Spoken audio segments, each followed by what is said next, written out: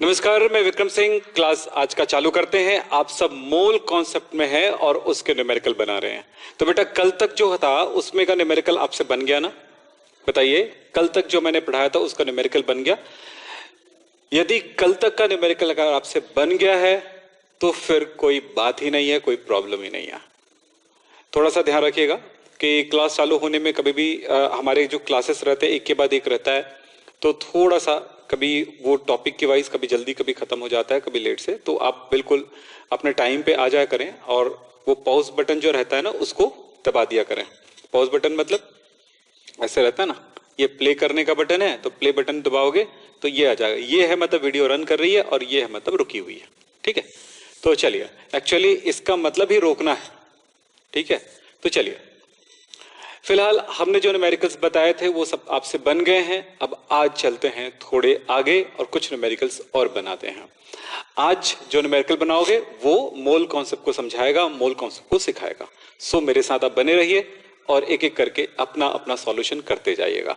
तो हम चाहेंगे कि आप भी काम करें और हम आपको बताते जा रहे हैं। तो चलिए, सबको गुड मॉर्निंग और सबको हेलो, हाय और वेलकम। चलिए, तो आपने इस क्वेश्चन को बना चुके थे, ये क्वेश्चन नंबर 9 भी बना चुके थे, क्वेश्चन नंबर 10 भी बना चुके थे।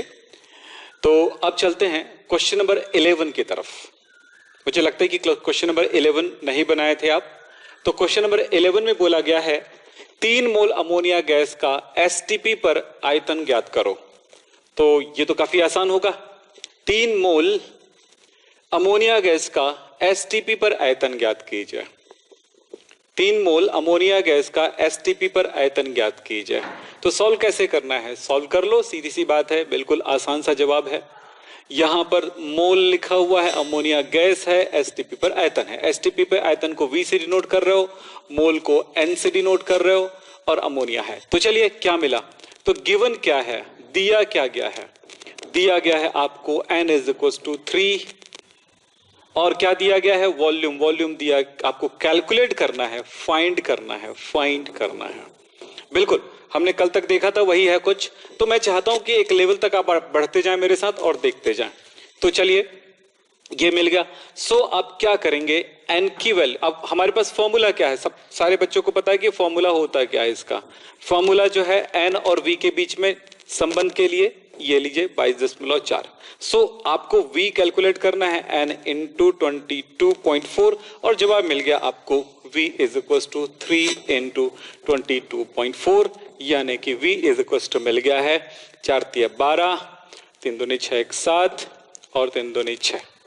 तो 67.2 लीटर गैस। कौन सी गैस है ये? Ammonia gas.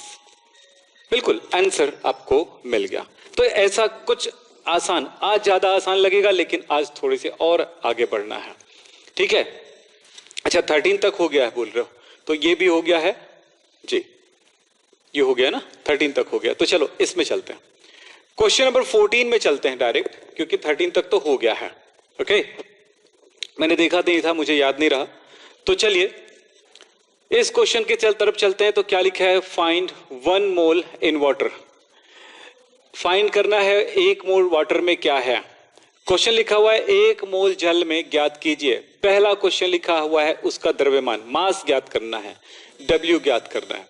सेकंड लिखा है अणुओं की संख्या ज्ञात करना है, N2O की मॉलिक्यूल्स, नंबर ऑफ मॉलिक्यूल्स, यानी H2O का N0 ज्ञात करना है। थर्ड लिखा हुआ है परमाणुओं की संख्या, नंबर ऑफ H2। तो ये क्या करोगे, इसको कैसे कैलकुलेट करोगे? इसके परमाणुओं की संख्या कैसे होगा कि एक अणु में 2 हाइड्रोजन है, तो जो इसका N0 मिलेगा उसको कितने से 2 हाइड्रोजन ना, तो 2 इंटू N0 कर दोगे तो इसकी वैल्यू मिल जाएगी। और इसके लिए क्या हो जाएगा? परमाणुओं की संख्या N0 की बराबर होगा, क्योंकि जितने जल है उतने ही ऑक्सीजन है। बिल्कुल आसान है। सो हम एक एक करके सॉल्व करते हैं। चलिए, कितने बच्चों से बन जाएगा? बोलो यस नो, मुंह से बोलो, चिल्ला चिल्ला के बोला करो। कोई जरूरी नहीं कि ऐसे चैटिंग करोगे तभी बोलोगे। अब बैठे बैठे बोलो, अपनी जगह पे बैठे बैठे बोलो, अपने से बोलो। मम्मी पापा देख रहे होंगे, सुन रहे होंगे, उनको मजा आ रहा होगा कि मेरा बेटा पढ़ रहा है, मेरी बेटी पढ़ रही है ना? तो चिल्ला चिल्ला के बोला करो। कोई जरूरी नहीं चैटिंग कर करके बोलो। चैटिंग करते हो ना तो गुस्सा आता है सबको, है ना? तो किसको, आपको भी लगता है यार कैसे कितना बताते रहेंगे, है ना? तो वो मत करो बेटा, फोन सामने रख दो, कॉपी ओपन कर लो, कॉपी पेन चलाओ, बन जाएगा। चलो बनाओ जल्दी से। हाँ चलिए आगे चलते हैं। इसको कैसे बनाओगे? 1 मोल जल में ज्ञात कीजिए ग्राम में द्रव्यमान, मास कैलकुलेट करना है। तो आपको गिवन क्या है, गिवन पे जाइए, दिया गया है, गिवन है n इज इक्वल टू 1 मोल। कौन सी चीज है? वाटर है, H2O दिया गया है। फिर आपको कैलकुलेट करना है, नंबर 1 कैलकुलेट करना है W is equal to question mark. Formula क्या है? फॉर्मूला है n is equal to W by m। और H2O के लिए m क्या होगा? अणुभार क्या होगा? मॉलिक्यूलर मास क्या होगा? भाई हाइड्रोजन का 1 तो 1 गुना 2 हो गया, ऑक्सीजन का 16 तो कितना हो गया टोटल? 18। तो ये हुआ 18। इस तरह से आपको मिल चुका है ये चीजें। तो n इज इक्वल टू, अब देखो क्या करना है आपको, क्या कैलकुलेट करना है इसमें? W। तो W is equal to n into m, यानी कि n की वैल्यू 1 इंटू 18 यानी कि 18 ग्राम। एक क्वेश्चन का जवाब मिल गया। क्वेश्चन नंबर 2 क्या कहता है? क्वेश्चन नंबर 2 कहता है कि अणुओं की संख्या निकालना है। नंबर ऑफ H2O मॉलिक्यूल्स, यानी इसको हम N0 से दिखा देते हैं, ये आपको कैलकुलेट करना है। पानी की अणुओं की संख्या, जल की अणुओं की संख्या, तो कितना? तो आपने फॉर्मूला पढ़े हैं, n is equal to n is equal to N0, small n is equal to N0 by Na। तो हमको कैलकुलेट करना है N0, तो N0 इज इक्वल टू क्या होगा? n इंटू, बोलो, एवोगैड्रो नंबर। तो n की वैल्यू 1 है, एवोगैड्रो नंबर है 6.022 इंटू 10⁻23। सो हमारे पास हो गया 6.022 इंटू 10⁻23। आंसर मिल गया सबको? अब चलते हैं। अब थर्ड है आपके पास कि भैया किसकी संख्या निकालना? हाइड्रोजन परमाणुओं की संख्या। सीधी सी बात है, जितना जल है उससे दुगुना है, तो आप कह सकते हो H परमाणुओं की संख्या, नंबर ऑफ हाइड्रोजन एटम्स, परमाणुओं की संख्या। तो हाइड्रोजन परमाणुओं की संख्या क्या? तो होगा 2 इंटू N0 की वैल्यू ये है 6.022 इंटू 10⁻23 इज इक्वल टू कितना होगा? 12.044 इंटू 10⁻23। अब ऑक्सीजन की संख्या निकालोगे, O, ये हो गया सेकंड, ये हो गया थर्ड, और ये हो जाएगा 4। O परमाणुओं की संख्या। घर में आपको दोबारा प्रैक्टिस करना पड़ेगा। अगर आपने दोबारा प्रैक्टिस नहीं किया तो मतलब समझ लो, हाँ, तो वो जल के अणुओं की संख्या के बराबर है, यानी कि 6.022 इंटू 10⁻23। ये सब अलग अलग क्वेश्चन का सॉल्यूशन है, आंसर है। इस तरह से आपको मिल रहा है। चलिए नेक्स्ट चलते हैं आगे। अगला क्वेश्चन दिखा हुआ है, इस क्वेश्चन को समझ के देखो क्या कहता है। 3.2 ग्राम परमाणु ऑक्सीजन की मात्रा ज्ञात कीजिए। अब इस जगह पर कुछ सोचने वाली बात आने वाली है। क्वेश्चन को 1 से 2 बार पढ़ो, ठीक से। मैं 2 से 3 बार मैं आपके पास पढ़ता हूं, आप क्या सोचते हो निर्धारित होगा, समझ में आएगा, डिपेंड करेगा आप पे। 3.2 ग्राम परमाणु ऑक्सीजन की मात्रा ज्ञात कीजिए। 3.2 ग्राम परमाणु मतलब क्या बता रहा है? क्या दिया है? गिवन, दिया गया है।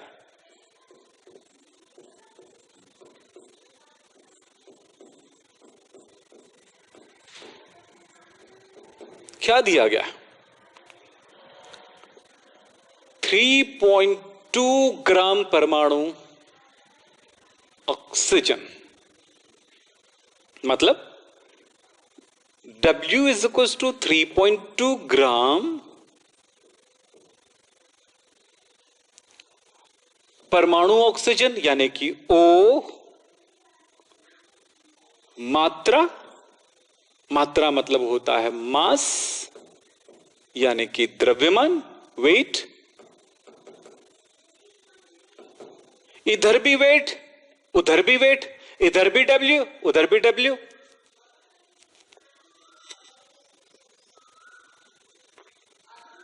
क्या सोच रहे हो, क्या सोच रहे हो? बोलो, जैसा भी बोलना चाहो बोलो। यस, यस, सही है। आपने सोचा सही है, क्योंकि कुछ दिन पहले हमने एक बात बताया था आपको, वो ये कि ग्राम एटम, याद आ रहा है? ग्राम मॉलिक्यूल, ग्राम आयन, ये तीनों जो वर्ड है, जो शब्द है, तीनों शब्दों का एक ही मतलब होता है मोल, यानी कि एन। ये इसका मतलब होता है, इसका मतलब ये होता है। सो यहां पर ग्राम परमाणु लिखा हुआ है, इसका सीधा सा मतलब है कि आपको मोल दिया गया है, n इज इक्वल टू 3.2, ठीक है। और ग्राम परमाणु लिखा है, परमाणु यानी कि होता है एटम, यहां पे लिखा भी है एटम। तो एटम का मतलब है एटम किसका? ऑक्सीजन का, यानी कि सिर्फ O है, नॉट O2। O2 नहीं है बेटा, O है, O की दिखा रहा है। मतलब यहां पर हमें जो सब्सटेंस लेना पड़ेगा, जो पदार्थ लेना पड़ेगा, वो पदार्थ जो है वो O है, O परमाणु है, परमाणु है। तो हम यहां पर अणु भार जो लेंगे, यानी कि M जो लेंगे, इसका परमाणु भार होगा, O2 नहीं होगा। ऑक्सीजन गैस नहीं बोला गया है, ये ग्राम मॉलिक्यूल भी नहीं बोला गया। ग्राम मॉलिक्यूल बोला जाता तो O2 लेते हैं। दिमाग में डालते जाओ, क्योंकि आगे भी क्वेश्चन ऐसे मिलेंगे। यहीं पे गड़बड़ करते हैं बच्चे, तो ये गड़बड़ ना हो, अभी तक सीखे और एक पॉइंट और सीख रहे हैं। तो M is equal to, oxygen का एटॉमिक मास आपको याद है 8, कितना याद रखते हो? 8, 16। तो आपके पास ये 16 है, M की वैल्यू यहां पर 16 होगा। तो आपको क्या फाइंड क्या करना है? अब ये समझ में आ गया, आपको समझ में आ गया। W फाइंड करना है, मास फाइंड करना है। फॉर्मूला आप सबको पता है, फॉर्मूला आप सबको पता है क्या होता है? N is equal to W by M। और फॉर्मूला पे जाए तो W इज इक्वल टू क्या हो जाएगा? W is equal to N into M, और हो गया कितना? 3.2 इंटू 16। यस, अब बताओ कितना हुआ? जल्दी से कैलकुलेट करके मुझे बता दो। चलो इस क्वेश्चन को बना के देखो क्या है। अब तो बन जाएगा ये क्वेश्चन, ठीक से पढ़ो, अब तो समझ में आ जाएगा क्वेश्चन क्या लिखा हुआ है। 2.5 ग्राम अणु HCl का द्रव्यमान ज्ञात कीजिए। Find the mass of 2.5 gram molecule of HCl। चलिए ये बन जाएगा, आप सब कोशिश करो। चलो मैं आपको टाइम दे रहा हूं, और इस टाइम के अंडर आपको बनाना है। अभी तो बहुत सारे काम करना, बिल्कुल सिंपल सिंपल वर्ड्स को क्लियर करा रहा हूं मैं आपके दिमाग में, क्वेश्चन वाइज, ठीक है। इसके बाद आपके लिए आसान हो जाएगा। 91.25 ग्राम लिखा, तो चलो इस क्वेश्चन को देखते हैं। सेम क्वेश्चन है, बस थोड़ा सा अंतर है।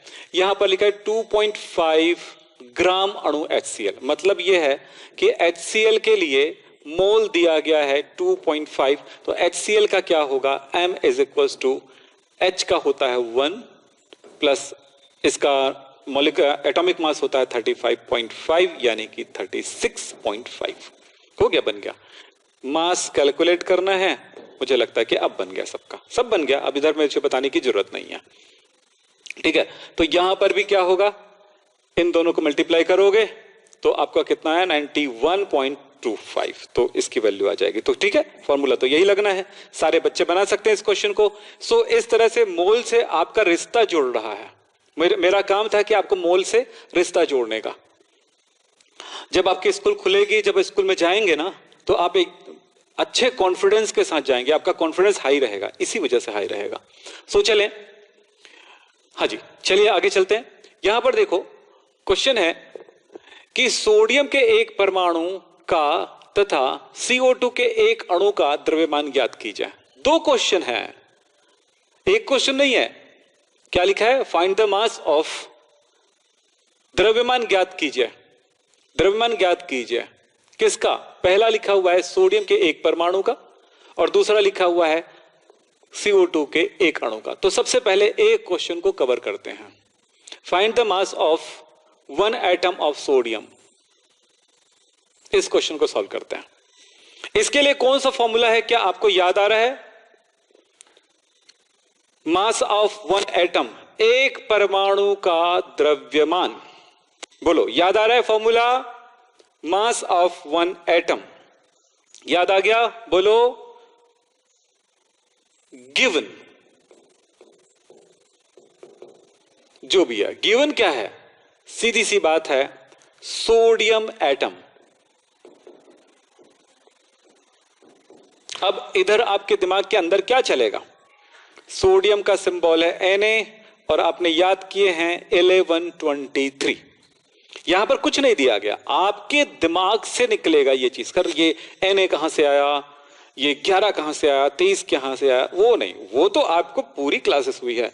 जो बच्चा आज ज्वाइन किए होंगे, आज न्यू ज्वाइनिंग है, उनको मैं कहना चाहूंगा कि हर बार यही बोलता हूं कि जो शुरुआत से जहां से क्लास हुए वहां से करते जाएंगे, कहीं पर तकलीफ नहीं होगी। आप न्यू ज्वाइनिंग तो रेगुलर होता रहेगा, इस साल भर चलता है न्यू ज्वाइनिंग, है ना? तो वो उसमें कोई बात नहीं है। शुरू से वीडियोस देखें, आपको बिल्कुल क्लियर होगा। कुछ भी नहीं बिगड़ा है। आगे जाने का मतलब बिगड़ना नहीं होता है, आगे क्लास नहीं होना बिगड़ना होता है। सो आप पीछे की क्लासेस से आप कंटिन्यू रहिए। चलिए ठीक है, चलो देखो। अब यहां पर एक फॉर्मूला यूज करोगे। क्या कैलकुलेट करना है? फाइंड क्या करना है? कैलकुलेट करना क्या है? कैलकुलेट करना है 1 एटम ऑफ सोडियम। क्या बोलते हैं? 1 एटम, है ना? यहां पर mass of 1 atom of sodium Na।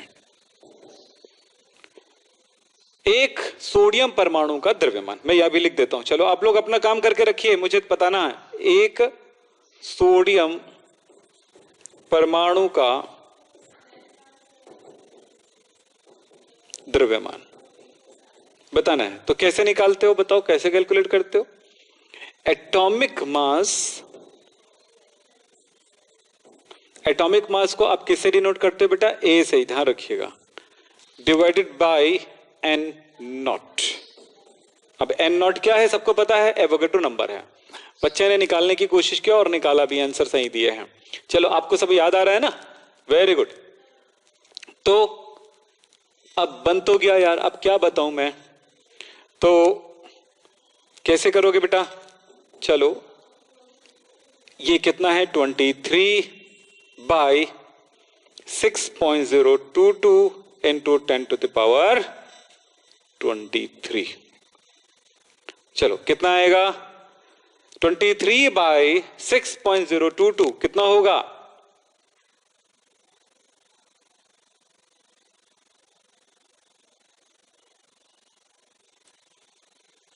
3.81। ये हुआ 3.81 इंटू 10 टू द पावर, ये ऊपर जाएगा तो -23 ग्राम। मास का यूनिट क्या होता है? ग्राम। तो ये कितना ग्राम है? 3.81 इंटू 10 टू द पावर -23 ग्राम होता है। चलो बन गया सबका, ये होगा।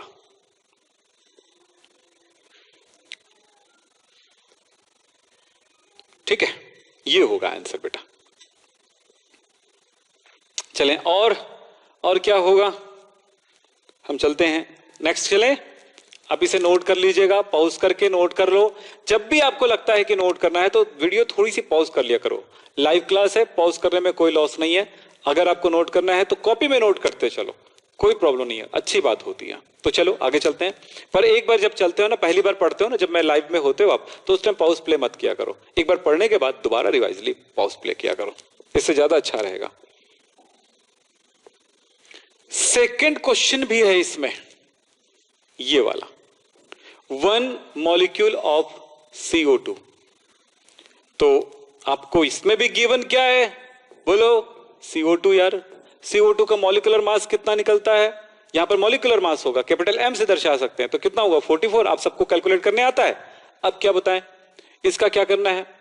यहां पर कैलकुलेट करना है मास ऑफ, क्या मास ऑफ, बोलो? कोई बोल नहीं रहा है।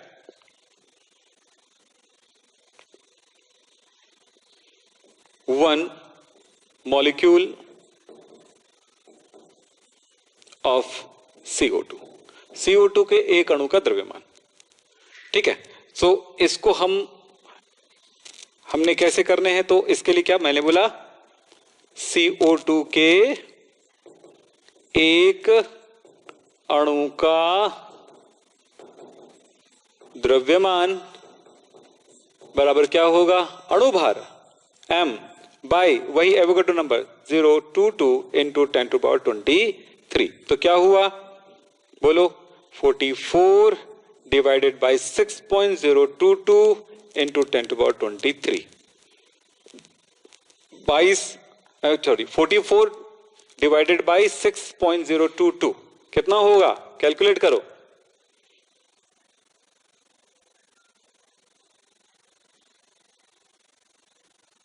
$7.30, तो आ रहा है 7.30 इंटू 10⁻। अब इसको ऊपर ले जाओ, कहां पे जाएगा? ऊपर क्या हो जाएगा? -23 ग्राम।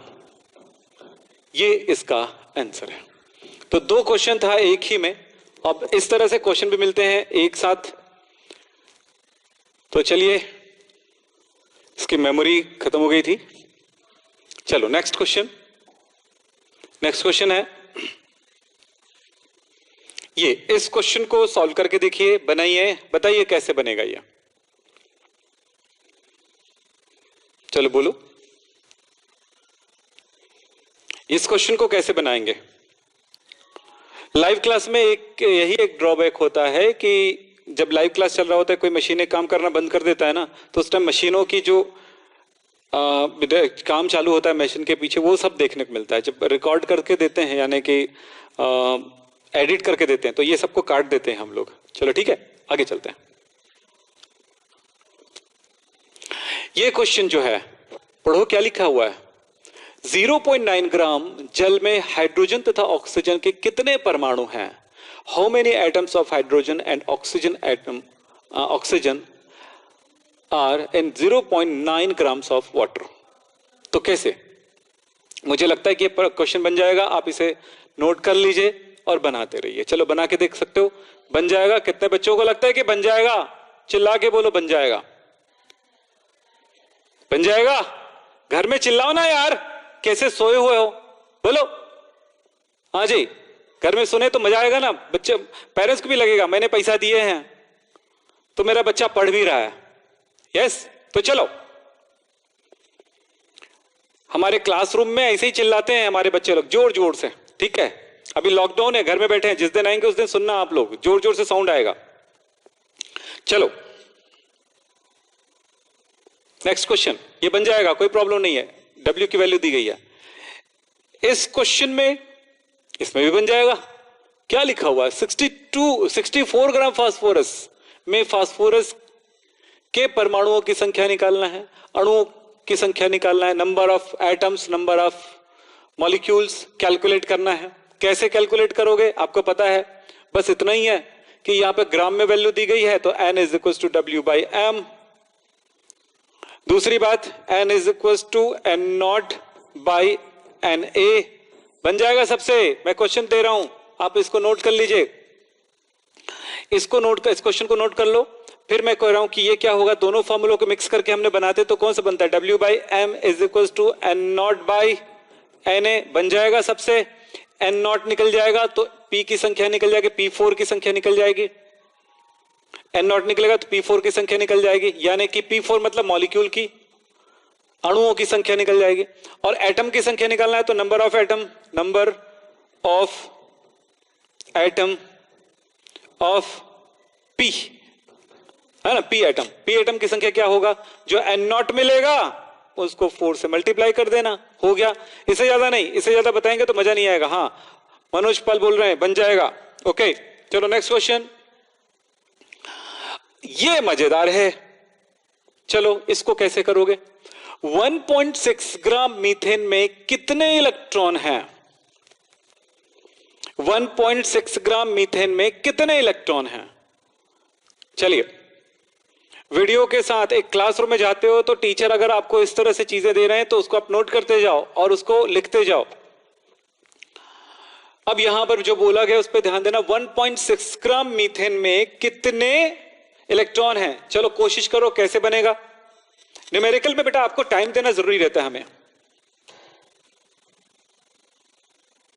हाँ जी, यहां पर वैसे ही बनेगा जैसे बनता है। अब जैसे कैसे, methane W is equals to 1.6 gram, ठीक है। मीथेन CH4 दिया गया, तो CH4 के लिए M की वैल्यू कितनी होगी? 16, है ना। ये क्या चीज है? Molecular mass. तो इससे आपको क्या मिल जाएगा? आपको कैलकुलेट करना है नंबर ऑफ मॉलिक्यूल्स,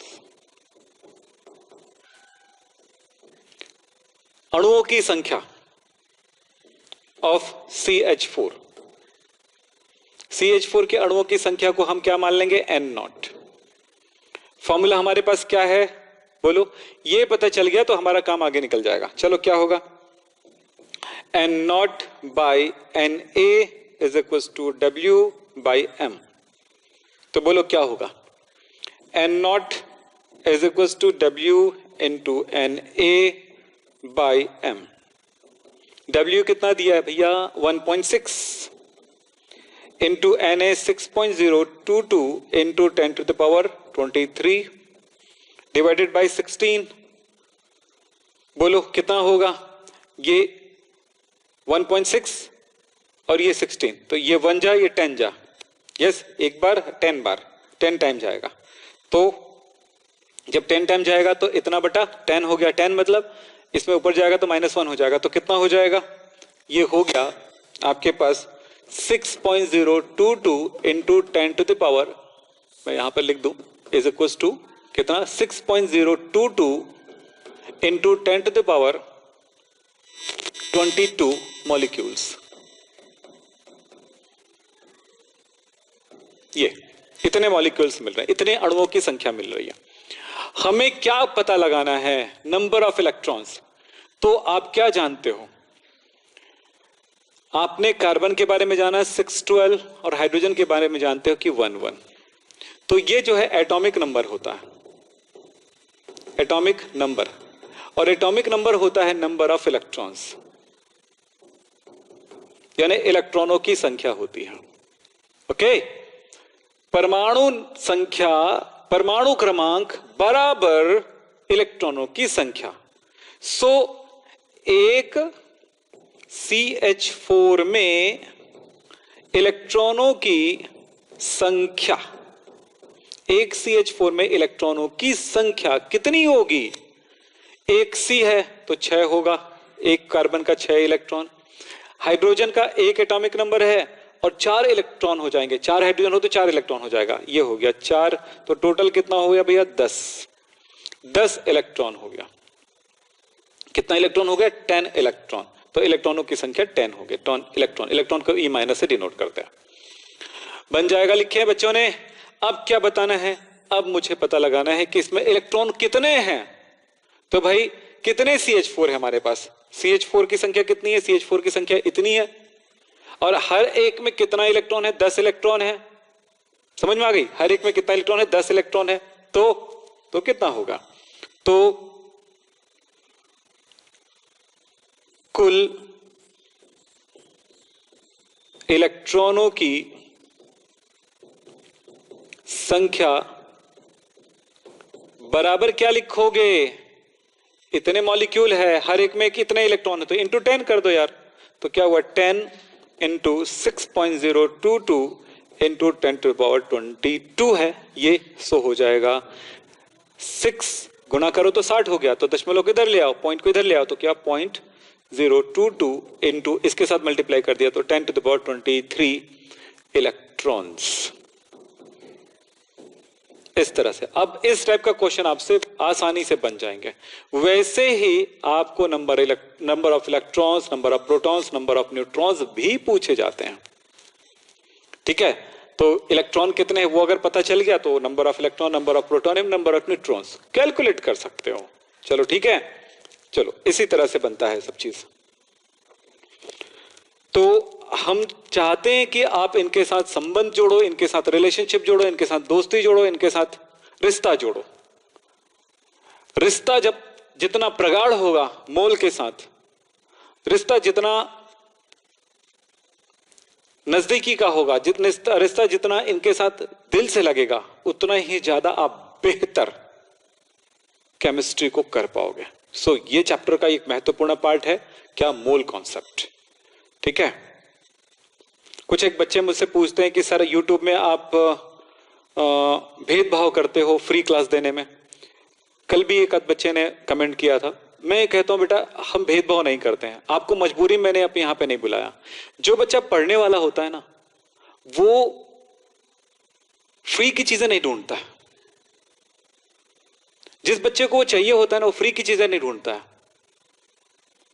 समझ रहे हो ना, क्योंकि गवर्नमेंट ने मोबाइल बांटे थे फ्री में, आपको पता होगा, आपके घर में भी आया होगा, कितना रद्दी है आपने देखा होगा। तो यार एक को तो मैं फ्री में दे सकता हूं, लेकिन अगर मैं सबको बांटने लगूं फ्री में, तो सबके लिए मेरे पास उतनी चीजें नहीं है। सो क्या करूंगा मैं करूंगा कि कुछ कुछ दे दो, जिससे मैं लाखों की चीजों को मैं कम कीमत में भी दे दूं। ये होता है इसका काम। तो फ्री की चीजें एक तो हुआ ये, दूसरी बात एक तो हुआ क्वालिटी फर्क आ जाता है। दूसरी बात ये होती है कि फ्री में जब देते हैं ना, तो लोग उतनी गहराई से नहीं लेते हैं, लोग उतनी गहराई से उसको पढ़ते नहीं हैं। अब सोचो फ्री में इतने सारे बेहतर वीडियोस दे दिए, फिर भी उसको गहराई से नहीं पढ़ते लोग। तो फ्री की चीजें फ्री होती है, फ्री में कितना भी बांट दो लोग, वो सिर्फ फेंकी हुई चीज माना जाता है। सो इसीलिए क्या होता है कि YouTube में अगर मैं ये सारी चीजें पढ़ाने लगूंगा, तो उस दिन देखना कि उस दिन व्यूज नहीं रहते हैं, उस दिन लोग देखते नहीं है, हमारी मेहनत पूरी खराब जाती रहती है। तो कुछ टॉपिक जो है ना, वही लोग पसंद करते हैं, उसी को पढ़ना पसंद करते हैं, उसी को देखते हैं। फिर इतनी गहराई में जा कैसे सकते हैं, हम नहीं जा सकते। सो इसीलिए क्या कहा जाता है कि फ्री होता है ना, फ्री होता है। तो फ्री में हम कभी भी हम इतनी गहराई नहीं पढ़ा सकते हैं, और अभी बहुत पढ़ना है आपको, समझ रहे हो। तो चलो आगे बढ़ते हैं। तो ये जो हमारा दिल का दर्द है वो थोड़ा सा बता दिया मैंने। अगर लोग इसी तरह से पढ़ेंगे जैसे आप लोग अभी पढ़ते हो, जितने मेहनत करते हो उसमें भी यूट्यूब में फ्री में, तो हम वो भी करेंगे। हम नहीं कह रहे नहीं करेंगे, करेंगे, क्यों नहीं करेंगे। लेकिन बात यह है कि वैसा करने वाले, वैसे पढ़ने वाले बच्चे नहीं मिलते फ्री में, अच्छे पढ़ने वाले नहीं मिलते, इसीलिए थोड़ी प्रॉब्लम आती है। इसलिए हम आपको बुलाते हैं अपने पेड कोर्स में, ठीक है। तो ये आप गलत सोच के मत आइए, सीखने के लिए आइए, सीखने के उद्देश्य से आप आइए, ओके। तो आज की आगे क्वेश्चन दे रहा हूं मैं एक, आप इसको सॉल्व करके देखिए। अब देखो बेटा बढ़िया क्वेश्चन है यार, ये तो पढ़ो क्या लिखा है। टेबल सॉल्ट यानी कि नमक, NaCl, एवं टेबल शुगर, शुगर मतलब शक्कर, घर में शक्कर होता है ना, उसको टेबल शुगर कहते हैं, C12H22O11 की कीमत 20 रुपया प्रति किलो है। ये 20 रुपया होता है ना, कौन, नमक जो है 20 रुपए किलो है, और शक्कर बोल रहा है 60 रुपये प्रति किलो है। तो इनकी कीमत प्रति मोल की गणना कीजिए, यानी इतना 1 किलो 20 रुपया नमक, 1 किलो शक्कर 60 रुपया। तो मुझे यह बताओ कि 1 मोल नमक का कितना कीमत होगा। क्वेश्चन नोट करो, बनाओ, कोशिश करो, क्योंकि ऐसी कोशिशें जरूरी है, ऐसी कोशिशें जरूरी हैं। तो बताओ कैसे करोगे इसको, कैसे सॉल्व करोगे। ये क्या दिया हुआ है, मैं सब NaCl से स्टार्ट करता हूं ना, NaCl से स्टार्ट करता हूं। NaCl टेबल सॉल्ट, NaCl, तो इसका जो बोला गया W 1000 ग्राम जो है ना, 1000 ग्राम, 1 किलो मतलब 1000 ग्राम, 1 kg यानी कि 1000 ग्राम। 1000 ग्राम जो है वो W है, और इसका प्राइस जो है, कीमत जो है, रेट जो है, जिसको मैं R से डिनोट कर रहा हूं, कितना लिखा हुआ है? 20 रुपीस, 20 रुपया।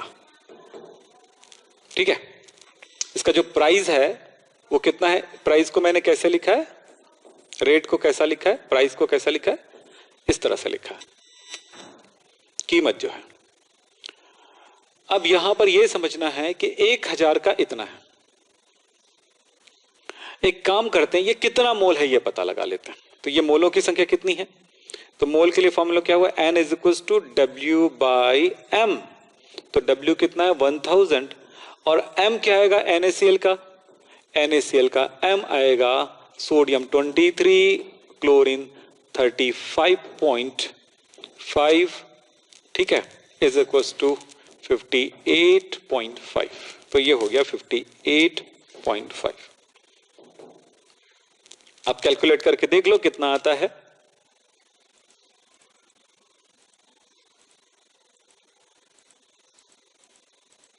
ये आ रहा है 17। तो 17 मोल, मतलब ये हुआ कि ये 17 मोल है, यानी बोला गया है कि 17 मोल NaCl का जो प्राइस है या कीमत है वो कितना है? 20 रुपया। तो बोलो 1 मोल NaCl का, उन्होंने बोला ना प्रति मोल, मतलब 1 मोल का, तो कितना होगा? बोलो 17 मोल का इतना है, तो 1 मोल का क्या हो? 20/17। तो 20/17 कितना होगा?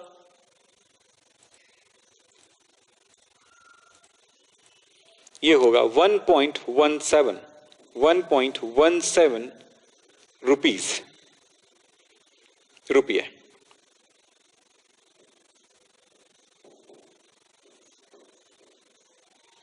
ये लीजिए, इतना रुपया। दूसरे को भी ऐसे बनाओगे आप, क्या शक्कर के लिए, है ना? तो शक्कर के लिए भी एक बार बना लेना, तो आप सीख जाओगे यार, बहुत कुछ सीखोगे। तो ये छोटी छोटी बातें जो है वो आपको बहुत कुछ सिखाती जाती है। तो एक क्वेश्चन सॉल्व हो गया। अब दूसरा क्वेश्चन किसके लिए है? शक्कर के लिए। ठीक है, सेम काम करना है आपको और ऐसे ही बनाना है। तो 2 क्वेश्चन है, एक क्वेश्चन मैंने सॉल्व कर दिया, क्वेश्चन नंबर 2 आप सॉल्व करोगे। वो किसके लिए? शुगर के लिए है, सुक्रोज के लिए। चलिए 1.176, या फिर इसको लिख सकते हो 1.18 रुपीज लिख सकते हो। 1 मोल जो है इतना पड़ता है। ठीक है, अब चलते हैं आगे। ये क्वेश्चन है,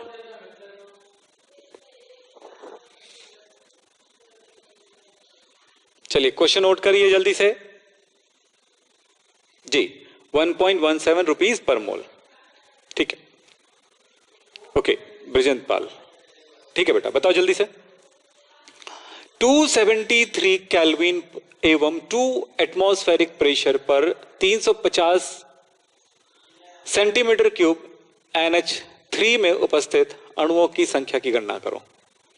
बढ़िया क्वेश्चन है, ऐसे भी सीखने को बहुत कुछ मिलने वाला है आपको। तो बताओ कैसे करेंगे इसको? एक बार कोशिश करें, एक बार ट्राई करें, क्या कह रहा है ये।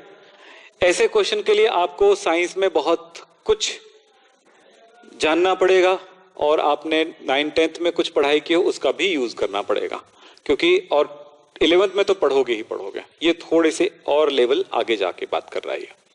चलो बोलो क्या कर रहा है। बोल रहा है 273 केल्विन और 2 वायुमंडलीय दाब पर इतने सेंटीमीटर क्यूब अमोनिया में उपस्थित अणुओं की संख्या बताना है। मतलब यहां पर टेम्परेचर दिया है, यहां पर आपको प्रेशर दिया है और यहां पर वॉल्यूम दिया है। हमें जब कभी नंबर ऑफ मॉलिक्यूल्स कैलकुलेट करना होता है तो कौन सा फॉर्मूला यूज करते हैं? n is equal to n not by N A. वॉल्यूम के साथ संबंध की बात आती तो v बाई 22.4। अगर वॉल्यूम और नंबर ऑफ एटम्स यानी कि आयतन और परमाणुओं की संख्या या अणुओं की संख्या की बात आती है, तब इन दोनों फॉर्मूला को मिला दें तो हमें मिल जाता है n not by N A is equal to v by 22.4। अब बोलोगे सर ये तो बन जाएगा, बहुत आसान है। बोले सर क्यों बन जाएगा? वॉल्यूम तो दिया गया है, वॉल्यूम दिया गया है, वेरी गुड, वॉल्यूम दिया गया है। वॉल्यूम कितना दिया है? वॉल्यूम दिया गया है वो 350 ml। ml में दिया है ना, सेंटीमीटर क्यूब, मतलब सेंटीमीटर क्यूब को हम लिखते हैं cc भी लिखते हैं और ml भी लिखते हैं, इसमें दिया गया है। जबकि यहां पर v लीटर में है। सो अगर लीटर में ले रहे हो बेटा तो इसको क्या करना पड़ेगा? v को यदि लीटर में लेते हो तो 22.4 और अगर ml में लेते हो तो 22,400। ये करके काम करना पड़ेगा। पढ़ाई में बहुत सारी गहराई आती जाएगी तो आप घबरा के छोड़ना नहीं है, क्योंकि क्लास 1 घंटे आपको देते हैं, मतलब 1 घंटा बहुत होता है ना, बहुत ज्यादा होता है अगर हम सही तरह से पढ़ें तो। चलो ये हो गया। तो क्या आप ऐसा यहां पर वैल्यू रख दोगे, यहां पर इसका वैल्यू रख दोगे तो n नॉट निकल जाएगा? बिल्कुल ऐसा ही होने वाला है, पर इस वैल्यू को नहीं रख सकते क्योंकि ये 2 एटमॉस्फेरिक प्रेशर पर है। 273 केल्विन तो ठीक है, पर 2 एटमॉस्फेरिक प्रेशर पर है। यहां पर प्रेशर के साथ संबंध को देखना है। तो एक फॉर्मूला देखें, आपको याद आ रहा हो तो, P1 V1 by T1 is equals to P2 V2 by T2। अब जानते हो कि यहां पर टेम्परेचर जो दिया गया है T1, ठीक है। अब एक काम करते हैं, हमको करना यह है कि जो दिया गया है वो है गिवन, ये वाला पोर्शन गिवन वाला पोर्शन है। तो गिवन क्या है? गिवन दिया है, गिवन है P1 प्रेशर 2 एटमॉस्फेरिक, V1 कितना 350 एंड T1 जो दिया गया है वो, ये वाला फॉर्मूला जानते हो ना। इस फॉर्मूले में अगर टेम्परेचर में कोई चेंज ना आए तो फिर इतने में काम चल जाएगा। ऊपर में फिर भी मैं लिख देता हूं, आपको कहीं तकलीफ ना हो इसलिए, 273। तो ये कौन सा है? गिवन वैल्यू है। अब देखेंगे एट एसटीपी, यानी एसटीपी पर क्या होगा? P2 मानेंगे इसको, तो 1 एटमॉस्फेरिक है। एसटीपी पर एक वायुमंडलीय दाब होता है, ATM होता है। और दूसरी बात है V2 हमें कैलकुलेट करना पड़ेगा, जिसको हम यहां पर रखेंगे। ये एसटीपी पर है ना भैया, एट एसटीपी, तो इसलिए ये वाला वैल्यू नहीं रख सकते, वो एसटीपी पर होगा। तो एसटीपी पर रख रहे हैं। फिर आता है T2, तो एसटीपी पर T2 की वैल्यू होती है तो 273 केल्विन। तो ये दोनों इक्वल है, यानी कि दोनों कट जाएगा। फिलहाल फॉर्मूला रियल में क्या बनने वाला है? ये दोनों कट जाएगा तो ये दोनों फॉर्मूला बनने वाला है, क्योंकि ये दोनों बराबर है ना। सो क्या हो जाएगा? P1 V1 is equal to P2 V2। अब P1 2 V1 350 is equal to P2 कितना 1 V2, ये हो गया। यानी कि आपको V2 मिल रहा है कितना 35 यानी 700 ml। अब आप जा सकते हो इस फॉर्मूले में, तो n not is equal to क्या हो जाएगा ये formula? V into N A by 22,400 होगा, क्योंकि ml में ले रहे हैं। तब बोलो V क्या हो गया? 700 इंटू 6.022 इंटू 10⁻23 डिवाइडेड बाई 22400। इसमें एक काम कर देता हूं मैं कि अगर ये 20 को हटा दूं तो ये 25 हो जाएगा। ठीक है, तो थोड़ा सा आसान और कर देंगे कैलकुलेशन, इसे थोड़ा छोटा कर देते हैं। ये लीजिए, तो ये कितना हो जाएगा 25, 2 पॉइंट जुड़ जाएगा 25। ठीक है, उस तरफ जाएगा 25 हो जाएगा। एक मिनट 25 क्यों हो जाएगा, कट जाएगा ना बेटा, कम हो जाएगा। तो इनटू कितना हो जाएगा 100, कितना हो जाएगा ये 3, 2 कितना हो जाएगा 10⁻², यानी ऊपर जाएगा तो 23 से हो जाएगा 21 हो जाएगा। ये कितना हो जाएगा 21 हो जाएगा, क्योंकि कट जाएगा ना, 2 पॉइंट कट जाएगा। या यूं कह सकते हैं, चलो ठीक है, तो ये बड़ा हो गया इस दोनों वैल्यू से, तो दोनों को मल्टीप्लाई करके यानी कैलकुलेशन करेंगे तो कितना होगा, देखें कितना हो जाएगा 718.81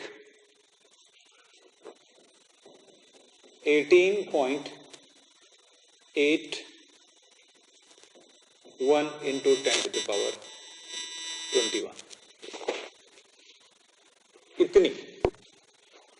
ठीक है, तो क्या हुआ, ठीक, इतना हमारे पास मॉलिक्यूल्स है, किसका, अमोनिया मॉलिक्यूल्स, NH3 मॉलिक्यूल्स। ठीक है, परमाणु अणुओं की संख्या इतनी होगी। चलिए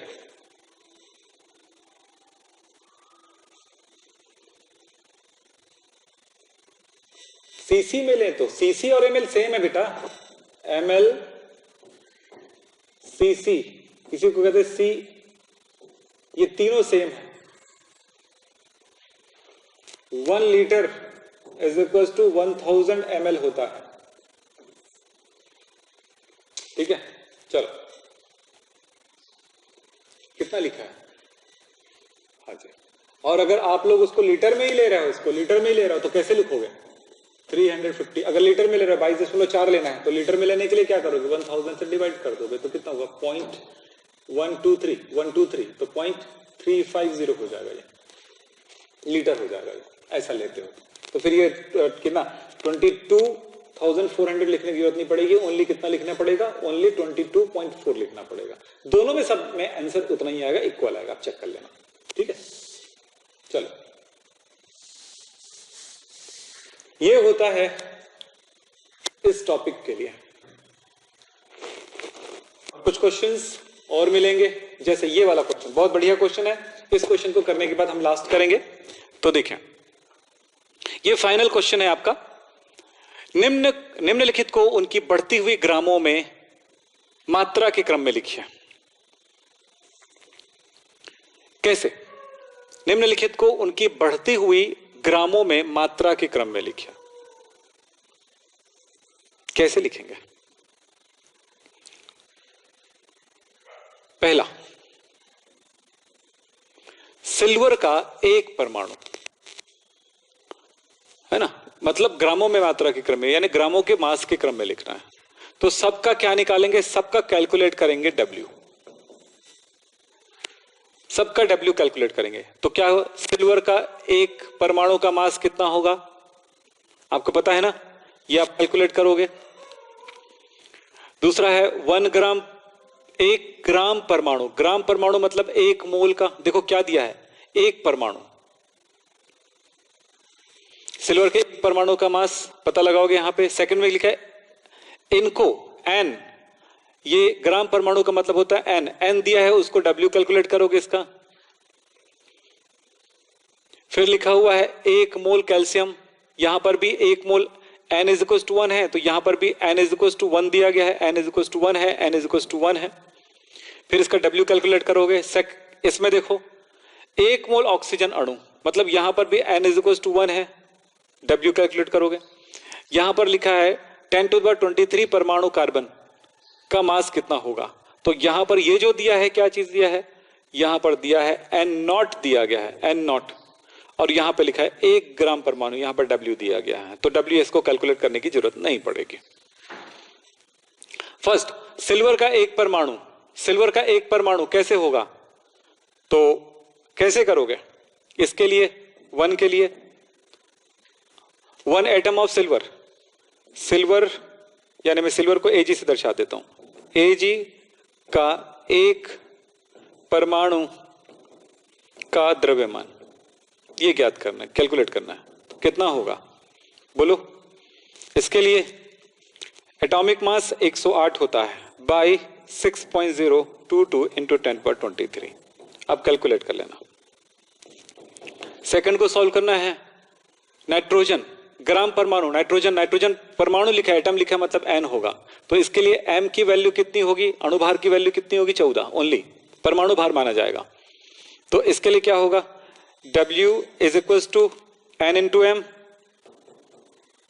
तो कितना होगा, एन की वैल्यू तो 1 दिया है, तो 1 इंटू 14, यानी कि यहां पर 14 ग्राम हो गया। थर्ड क्या होगा, सीधा सा जवाब है 1 मोल कैल्शियम। तो कैल्शियम क्या होता है, Ca।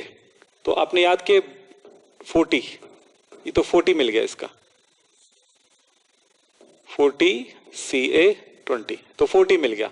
तो n इज तो W इज इक्वल टू क्या होगा, n is equal to 1 into 40, तो क्या मिल गया 40, आंसर हो गया। चौथा, तो फटाफट बनता है यार। ऑक्सीजन अणु दिया, मॉलिक्यूल, मॉलिक्यूल मतलब N2, मतलब क्या है 16 दूनी 32, m इज इक्वल टू 32, तो कितना हो गया, W is equal to n की वैल्यू कितनी 1 इंटू 32, तो ये हो गया 32 हो गया। एंड लास्ट कितना, एक और आता है पांचवा नंबर में क्या, इतने परमाणु। अब W के साथ N0 बाई Na, अणुओं की संख्या दिया गया W बाई M, तब क्या होगा, तो हो गया W is equal to N0 into M by 6.022 into 10^23। तो किसका है बोलो, क्वेश्चन नंबर 5 को बना रहे हैं, नंबर 5 1 मोल, नहीं ये वाला, ये पर अणुओं की संख्या दी गई है 10^23 इंटू m कितना है, m लगेगा ना इसमें, क्या चीज है ये, कार्बन के लिए 12 होता है, एटॉमिक मास 12 बाई 6.022 इंटू 10^23।